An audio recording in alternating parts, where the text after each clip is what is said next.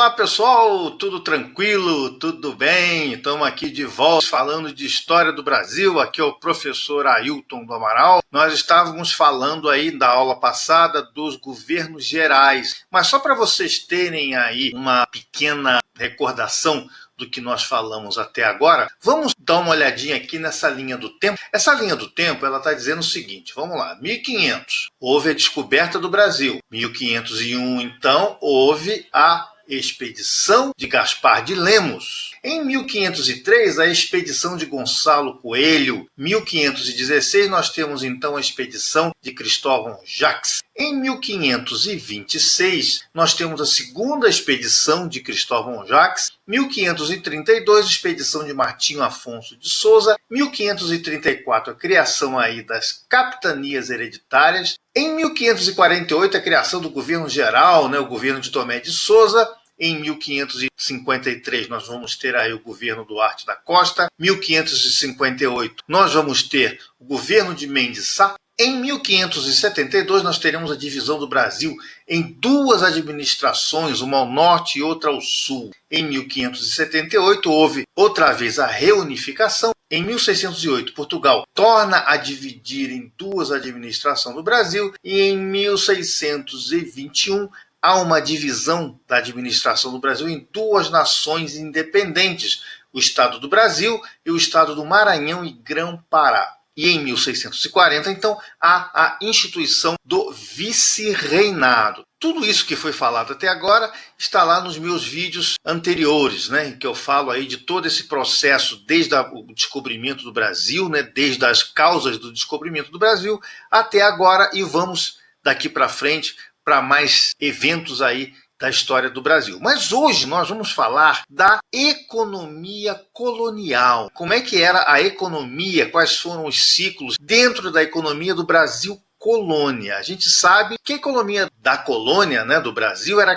totalmente comandada por Portugal. O monopólio era total da metrópole. Toda a economia da colônia ela estava ligada ao aumento do capitalismo mercantil. Portugal fazia questão de que todas as atividades da colônia fossem totalmente, completamente dependentes, ou seja, as atividades eram de extrativismo, focando a subsistência e a exportação para Portugal. Ou seja, o que se podia produzir aqui no Brasil colônia era exatamente apenas para a subsistência. E Portugal, então, fazia o que a gente chama de economia extrativista. Ele procurava extrair coisas do Brasil. E Portugal, o que fazia com essas coisas que ele tirava do Brasil? Ele negociava aí para outros mercados. Então, a economia do Brasil colônia, ela era constituída somente para satisfazer Portugal. E tinha que comprar tudo o que precisava de lá. Então, como a gente viu anteriormente, o pau-brasil foi a primeira atividade econômica que, com a extração indiscriminada, ficou quase extinto, ficou praticamente extinto. Também foram introduzidas outras atividades, como a cultura do algodão, cana-de-açúcar, tabaco e mineração. Houveram também atividades de pecuária bovina, que contribuiu bastante para povoar a colônia. Para fins de estudos, a economia colonial, se vocês forem aí fazer alguma prova, a economia colonial ela foi dividida em 3 ciclos. Ela foi dividida no ciclo do pau-brasil, no ciclo da cana-de-açúcar e no ciclo do ouro.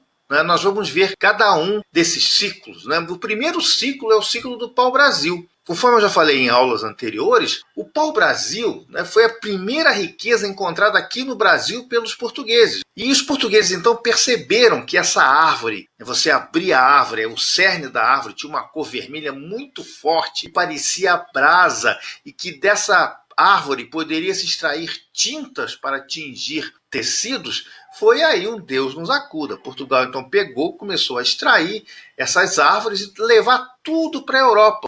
A Europa simplesmente ela utilizava a árvore do pau-brasil para tingir roupas, também para fazer móveis. Mas Portugal não pensava que isso aí uma hora podia acabar. Portugal não pensou em replantar, não pensou em fazer aí um manejo racional do pau-brasil. e o pau-brasil foi sendo extinto. Embora Portugal ele mantinha diversas regras na extração do pau-brasil. O pau-brasil, por exemplo, na extração do pau-brasil, não podia se colocar fogo na mata. Se colocasse algum tipo de fogo ali ou fizesse alguma fogueira, estaria arriscado a queimar, né, as árvores e acabar com a cultura. Mesmo assim, a extração do pau-brasil foi realmente apenas para extrair e não pensar no futuro. É claro, né, com o tempo, o pau-brasil foi acabando, e eles começaram a pensar em colocar outro tipo de atividade econômica no Brasil, porque o Brasil, pelo menos, se pagasse de alguma forma. E foi criado, então, aí nas capitanias, nos governos gerais, o ciclo da cana-de-açúcar, que é o segundo ciclo econômico da colônia. Importante isso para a prova, tá, gente? O segundo ciclo foi o ciclo da cana-de-açúcar, tá? Os portugueses, eles já plantavam a cana-de-açúcar em outras colônias, né? O açúcar era extremamente valioso na Europa, mas bastante valioso mesmo. Existem fotos até da rainha Elizabeth I da Inglaterra com aquele sorriso maravilhoso, cheio de cáries, provocada pelo excesso do consumo de açúcar, porque naquela época não se tinha ideia que o açúcar ele ajudava na produção de cáries. Então o açúcar se tornou bastante valioso porque utilizava-se o mel, utilizava-se açúcar de beterraba e não era bem efetivo, não adoçava tanto quanto o açúcar da cana-de-açúcar. O açúcar substituiu outras formas de adoçar os alimentos. A Europa ficou completamente dependente do açúcar. Então esse comércio realmente foi um comércio bastante lucrativo. E aqui no Brasil, Portugal utilizava o que? A mão de obra inicialmente indígenas, mas os indígenas, conforme eu falei também em aulas passadas, eles eram extremamente arredios à escravidão, não se adaptavam com a escravidão, não se adaptavam com o trabalho duro, ou eles morriam muito rápido, ou eles fugiam. E havia também diversas doenças. Então a escravidão indígena foi considerada pelos portugueses como realmente inviável. E eles conheciam o território, eles eram difíceis de se encontrar, tinha uma série de problemas que ficou aí tornando que esse tipo de escravidão fosse realmente inviável. Nessas bases é que o tráfico de escravos negros se iniciou. Essa cultura era baseada no sistema de plantation, um sistema de monocultura que utilizava diversas, vastas faixas de terra para o seu cultivo, terras e terras e terras plantadas com cana-de-açúcar de uma área que não dava mais para se recuperar, porque o solo ia se desgastando, eles iam então procuravam outros lugares para plantar, devastou bastante aí as florestas do Brasil. Esse ciclo ele ficou até bem tarde aí, num período bem tardio aí do Brasil colônia. O terceiro ciclo foi o ciclo também bastante importante e um ciclo bastante longo na nossa história, que foi o ciclo do ouro. Porque no final do século XVII, a cana-de-açúcar já era um mercado bastante concorrente. Todo mundo plantava cana-de-açúcar, principalmente os holandeses, né, em colônias. Os espanhóis passaram a plantar cana-de-açúcar.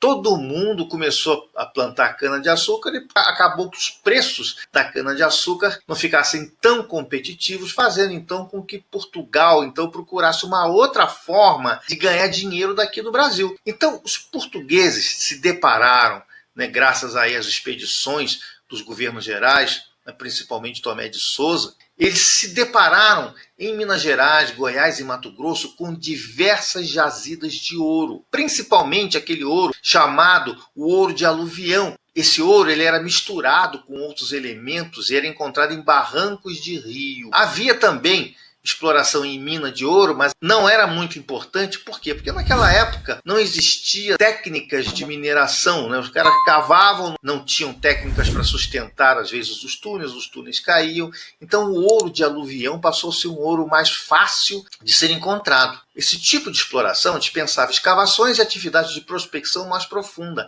Essa atividade era altamente lucrativa e foi responsável, então, pela alta ocupação, pela rápida ocupação do Brasil colônia. Inclusive as expedições dos bandeirantes, eles tinham a intenção de aumentar o território brasileiro, mas a intenção verdadeira é procurar ouro, né? É procurar a riqueza dentro aí do nosso território, dentro do território da colônia. Resumindo o nosso vídeo, nós temos então 3 ciclos importantes dentro dos ciclos econômicos da colônia. O ciclo do pau-brasil, o ciclo da cana-de-açúcar e o ciclo do ouro. No próximo vídeo, que nós vamos ver aqui as invasões holandesas, nós vamos ver também que o ciclo do açúcar ele foi responsável pela invasão dos holandeses aqui no Brasil. Ok, gente? Então, até o próximo vídeo. Um grande abraço para vocês.